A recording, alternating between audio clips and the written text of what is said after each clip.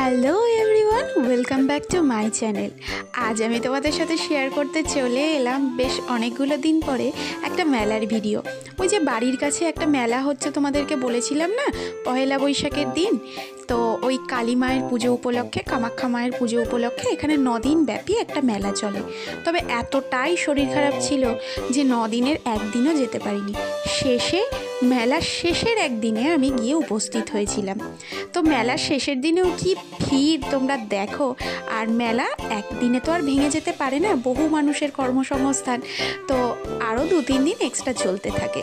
তো তার মধ্যেই একটা দিন গিয়ে উপস্থিত হয়েছি। এখানে কত মাটির জিনিস বিক্রি হচ্ছে, তাই একটু দেখছিলাম। আর মনে আছে আমাদের জন্মদিন উপলক্ষে যেদিন গেট টুগেদার করলাম, দাদা একটা বেশ লম্বা মুখোশ মতন দিয়েছিল, ওটা এখানেও দেখতে পেলাম।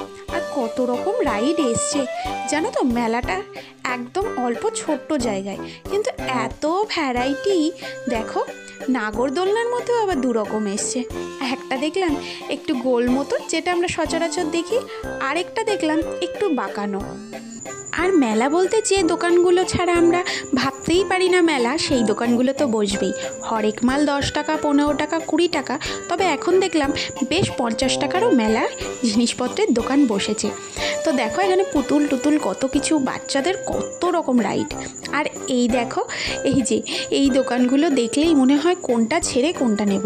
এই যে ঘরের জিনিসপত্রগুলো, অনেক বাসনপত্র, কাচের জিনিস, আর তাছাড়া খাবারের দোকান তো থাকতেই হবে। আর এখানে দেখছিলাম ওই ডিস্কো বলে না যে রাইডটাকে, ওই রাইডটা আমি না আগে 2-1 বার চড়েছি, কিন্তু এখন কেমন যেন মনে হয় পয়সা দিয়ে আর ভয় কিনবো না বাবা, এমনিই ভীত থাকি। যাই হোক, মেলাটা একটু ভালো করে 1 পাক দেব, তারপরে দেখব যে কোনটা কেনা যায় আর কোনটাই বা খাওয়া যায়। প্রচুর মানুষের ভিড়, ঠেলে ঠেলে কীভাবে যে যাব বুঝতেই পারছি না।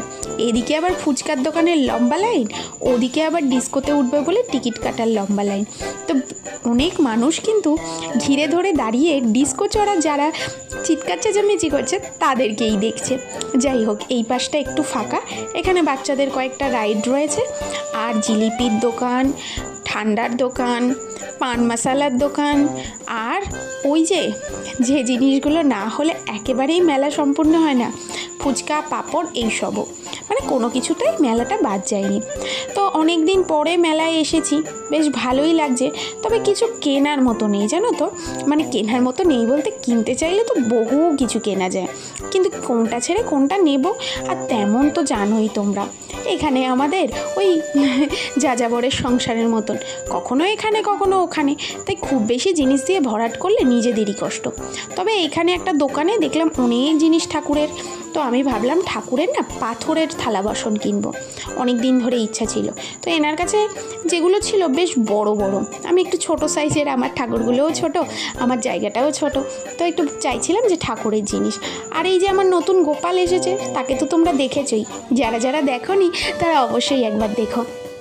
তার জন্যও ভাবছিলাম টুকিটাকি কিছু কিনবো, কিন্তু সেভাবে আর পেলাম না। তো বললো তোমরা এই মেলায় পাবে না, তবে ওনার দোকানের অ্যাড্রেস দিয়ে দিল, সেখানেই আমাদেরকে যেতে বললো।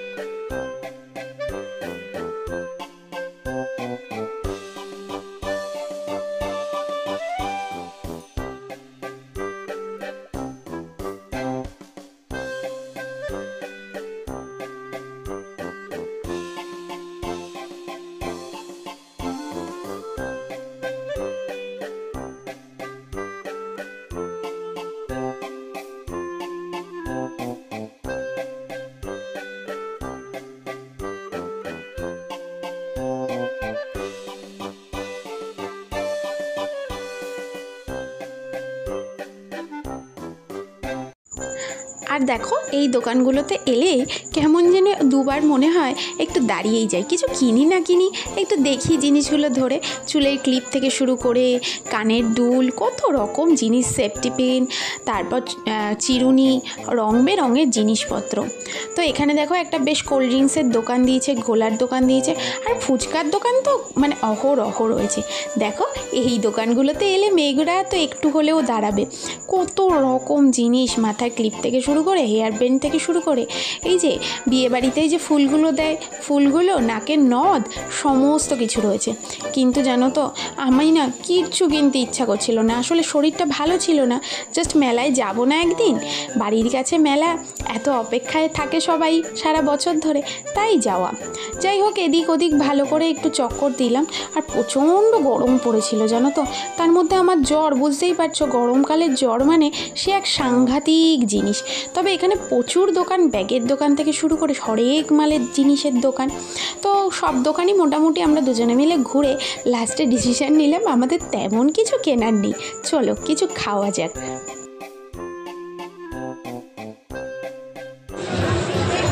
ফুচকা এটা ওটার দোকান তো ছিল, তো আমাকে বললো চলো, অনেকদিন না মেলার মোগলাই পরোটা খাওয়া হয় না।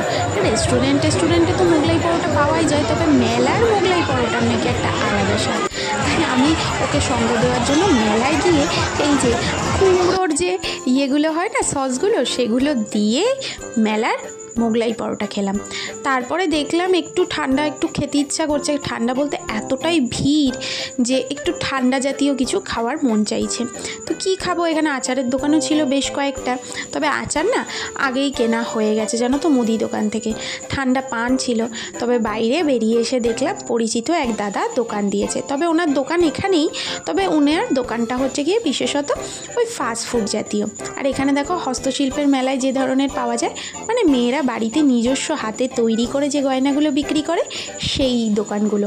এখানে না একটু দাঁড়ানোর ইচ্ছা ছিল, ও আবার বললো আর দাঁড়াবো না, তোমাকে অপশান দিয়েছিলাম মেলার ভেতরে, তুমি তখন নাওনি, তো আর দাঁড়ানো হবে না। তো ঠিক আছে চলো একটু মকটেল খেয়েই বাইরেই চলে যাই। তো এখানে আমি ভার্জিন মইতো নেব বলে একটু দাঁড়িয়েছিলাম, আর ওর সাথে যেহেতু পরিচিত দাদা একটু গল্প করছিল, গল্প করে এখান থেকে ভার্জিন মইতো নিয়ে সোজা বাড়ি। আজকের ভিডিওটা তেমন কিছুই ছিল না, তবুও যদি তোমাদের ভালো লেগে থাকে তবে পাশে থেকো, সাথে থেকো।